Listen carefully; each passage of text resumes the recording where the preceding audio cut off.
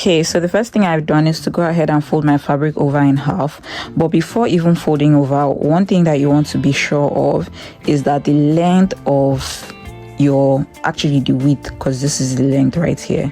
So this is the length, which is going to be like the length of my skirt. I'm going to measure it from this point and going downwards.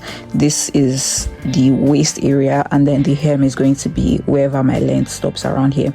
So you want to make sure that the width of your fabric is around 3 times your waist measurement, and that's because these pleats are going to take up so much fabric, and so you want to make sure that if it's about 3 times your waist measurement, then you would most likely be fine. Now what I have here is about 2.5 times my waist measurement, so I'm not sure it's going to be enough. So I might end up having to like cut some extra and then join it. I'll try to match up the pattern just so it's not so obvious, but yeah. So now what I'm going to do is to, from this point right here, measure what length I'm going for with this skirt, which honestly I'm not too sure of. So I think I'm just going to like pick a random length that I'm sure that I wouldn't want to go longer than, because if it's too long it can always be trimmed shorter, but if it's too short then like that's going to be harder to fix. So I'm just going to go for a random length, and then if it's too long then I can always cut it. But anyway, first thing I'm going to do is to mark my length and then cut that out, and then we're going to start making the pleats. So now we have this rectangle, and now that I'm looking at it, I'm like 90% sure I'm going to have to add some extra fabric to make it wider. But anyway, I have my pins ready and my measuring tape as well, so I'm going to start figuring out the pleats right now. I've never done a pleated skirt before.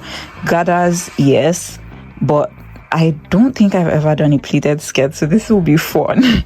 Okay, so I'm just trying to figure out the pleats, and here's why. Look, I just thought I'll quickly show you also. Here's why I said to make sure the width of your skirts while you're cutting is at least 3 times the width of your waist, because look, these pleats take up 3 layers, right? And so by the time you do all of that, that's like, you know. So anyway, I think this might be it. I did not use my measuring tape at all. I just did these 2 pleats, like just freehanded them, like tucked them in and everything, and I think I like how this looks. Now the thing is, I think this is the advantage of using a plaid fabric, because it already has these lines, so you can just follow, because that's what I did. I just followed on the blue. Okay, let's go back out. So on the blue here, that's where I held it, and then I pulled it to this blue right here. So I skipped one blue and pulled it over the next blue, and that's how I got my pleats. And I did that for a second one, and I think this would be it. So I think I'm just going to do exactly that, but then for the sake of this tutorial I'm going to measure it and let you know. So that looks like maybe 1.5. Oh, okay, that's about 2.5 inches wide. That's how wide my pleats are. So yeah, about 2.5 inches. Yep. So in case you want to use the same measurement, that's what it is, about 2.5 inches. So I'm going to go ahead and do this for my whole fabric, and then pin everything in place and hold it up and pin everything in place, and then measure it. And if I don't have enough to go around my waist, then I'm going to have to add some extra fabric. So let's do that. Here's what our skirt looks like, all pleated up, and I am so excited. So I ended up adding some extra right here, and I tried to match up the pattern. I mean, I haven't sewn it yet, but like, I'm also glad that that is kind of hidden by a pleat, so it's not going to be so obvious. So it just like flows really nicely and everything. So yeah, I stuck with my 2.5 inch pleats, and what I'm going to do next, I think we can just go ahead and cut from the rest of the fabric, cut the waistband, because that's all that is left. Now when you do this, you're going to make sure that you have here at the waistband, you have your waist measurement plus about 2 inches for your sewing allowance, because you're going to of course close this and then add a zipper at that point, right? So I did trim a bit of the hem just because like length preference and everything. But yeah, this is what it looks like. This is the waist area up here, that is the hem. And yeah, so I'm going to cut the waistband, and then I'm also going to, when it comes to the waist, I think I'm going to sew about maybe close to 3 inches. Just going to sew it down for each of the pleats, just a bit. And now I looked closely at a lot of these pleated skirts that I've seen online, and I think, like, I don't think any of them are like any of them that have that thing where they're sewn a bit down. I don't think any of them like just go straight just like this. I see that there's a bit of like spreading out, right, just to create that, you know, flared out shape. So I'm not going to place it where it's going to be like perfectly straight from the waist to here. So I'm just going to shift it a bit so you can see like it's just slightly flared out down there like that. I hope you can see what I mean. So I'm going to sew down about 3 inches on each pleat. And yeah, so anyway, let's do the waistband first. This is going to be really easy. So here we have it. I've cut out my waistband, and I actually did not measure the width, so I'm just going to quickly do that right now. So yeah, so that's about 5¼ inches, so roughly 5 inches, and that's because of course it's going to be folded over, and then the hem, like the rough edges, are also going to be tucked in like this. So this is kind of what it's going to look like, right? My fabric, I don't think this has like a front and back. I'm not too sure. Both sides look the same. Anyway, for the waistband, this is where our fusible interfacing comes to play, and I'm just going to use that to cover this one side, which should be the wrong side of your fabric. So I'm going to use the interfacing, I'm going to fuse it onto my fabric, and while I'm at the ironing board, I'm also just going to do the fold, where I fold in both edges by about 1/2 inch in, and then fold the fabric over like this, so we have the whole shape of the waistband. So I'm going to go to my ironing board and do that. I think I'm also just going to press the pleats of my skirt, so that when I'm ironing and when I'm sewing those 3 inches that I talked about, it will just be that much easier. So we're all done pressing everything, and it looks so good. So here's the waistband, and here's my interfacing on the wrong side of my fabric. I folded everything over and pressed it nice and flat.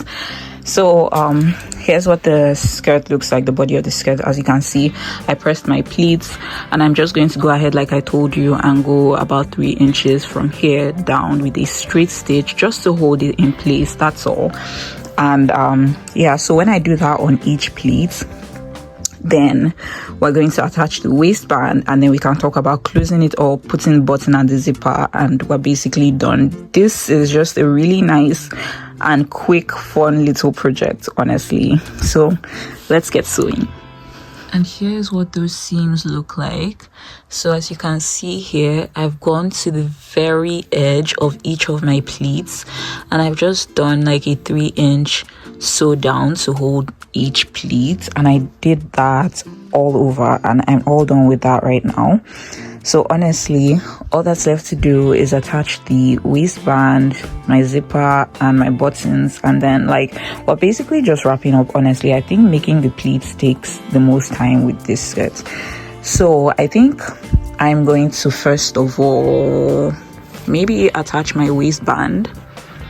Yeah, I think I'll do that first. So for the waistband, honestly, it's just I'm just going to sandwich it because I already pressed, right? So I'm just going to sandwich it like this, and then use a straight stitch to secure it.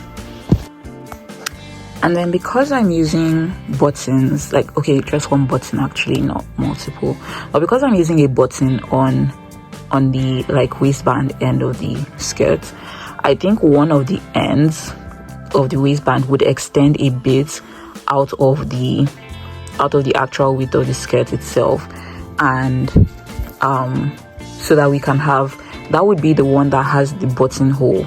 So on one end we're going to have the button, and on the other end we're going to have the buttonhole, and so I think the one with buttonhole would extend a bit more so that it can overlap when we button the skirts, like the waistband of the skirt. And now that I think about it, I think I'm actually going to do the zipper first. So I'm going to attach my zipper and then of course close the rest of the skirt. So I'm going to put the zipper and then close the side. Yeah, so this is going to, the zipper and the button will fall onto the side of the skirt, left or right, I don't really care, because like the skirt looks the same at the front and at the back anyway. So I'm going to do that first of all before we do the waistband. And I guess I could also just hem it as well while I'm doing that, and then I'll show you what that looks like before attaching the waistband right there. Okay, so we have our skirt here, and hold on. So I've put in my zipper, and I'm so like, this is bothering me so much, like lining up the pattern. So as you can see here, there's like that, like this is lower and this is higher, and I've done it like twice already, but then I'll try to get it to line up, but like that's aside the point. Anyway, now I just wanted to show you for the waistband. So like I said, the zipper is going to fall on the side of the skirt. I just done it this way so you'd see like what I'm trying to describe, right? So you can see that like the stopper for your zipper, because your zipper would have this tiny plastic thing here right there, which is what stops the thing from going past. So this is how it is. So as you can see, when I was attaching my zip, I have close to an inch up here after the stopper, so that's enough allowance for me to sew on my waistband. So I already told you that one side of the waistband is going to extend a bit so that it overlaps over the other side, and it's going to be the side with the buttonhole because we're using a button on our waistband. So I'm just going to first of all close one end of the waistband, which is the end that's going to have the button itself, and I usually do that by turning it right side out like this, sewing a straight stitch to hold it in place, and then turning it right side out, so we'll have this place all closed off and nicely finished. And then I go ahead and sandwich my waistband in there, and with a straight stitch I sew it all the way around, and then I close off the other end the same way I did for this, but then in that case it's going to be a bit more like extended, something like this, and then I just carry on that straight stitch all the way to the end, and that's basically it. So I'm going to go ahead and do that. And if you have a tabletop sewing machine, most likely you would have this white plastic piece right here, which is your buttonhole foot. So this is used to create the buttonhole, right? So to help you finish your buttonhole. So that's what we're going to use to do our buttonhole.